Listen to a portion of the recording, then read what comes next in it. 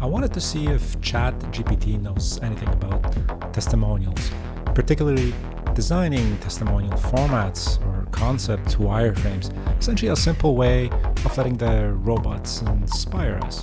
So I came up with a handful of prompts, and here's what I found. The first prompt, essentially what are the best examples of testimonials, led to a very generic and quick concept that included a video component, written component, a highlighted benefit, and the ability to share on social media. But I didn't just stop at the single prompt. I kind of kept asking the same question in just a rephrased way, which brought to my attention maybe the credibility of the source and wanting to kind of reference where this testimonial came from. And then for the third prompt, I kind of used an inverse question. What are the least effective testimonials?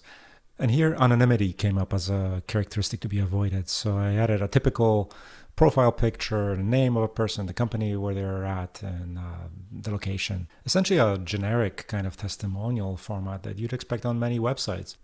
But then I started taking a closer look at even more kind of suggestions. And for example, like taking the fake or paid testimonial as an undesired, least effective element led me to kind of believe that, hey, maybe testimonials should have an unpaid reference in the header if that's the case. Or other questions, whether, for example, these testimonials should be referenced or linked to wherever they came from. Like on, let's say if they came out from Twitter, should the testimonial link back to Twitter? Or maybe do it in a more subtle way with a link instead of a more prominent button, or not, or maybe that's a bad idea. Maybe the testimonial should keep people on the page that they're already on instead of sending them off somewhere else. Or is the video testimonial effective at all? Maybe it's not. We have some emerging evidence that we started collecting where people tested video testimonials with some sort of effects, and that's in pattern 48, which so far aren't very promising.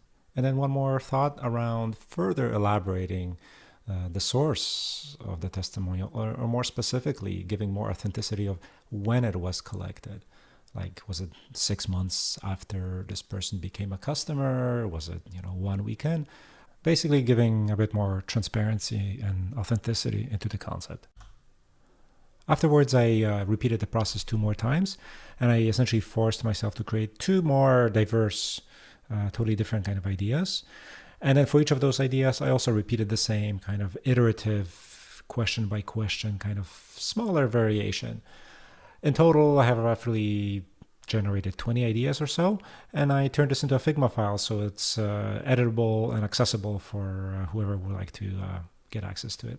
So looking back at the process and asking myself, was this kind of a useful session?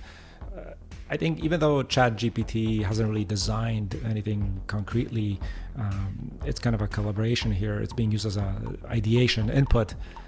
Nevertheless, I think it's still a source of inspirational ideas. And as you can see, hopefully here through this kind of exercise, that it did help me generate and raise more questions and variations, which essentially stretches the kind of design space, and we have more to work with. And then, the more ideas we have, the more things we can test and explore and check whether they have effects that are positive, negative, or potentially no effect at all, which of course is a possibility when we run experiments.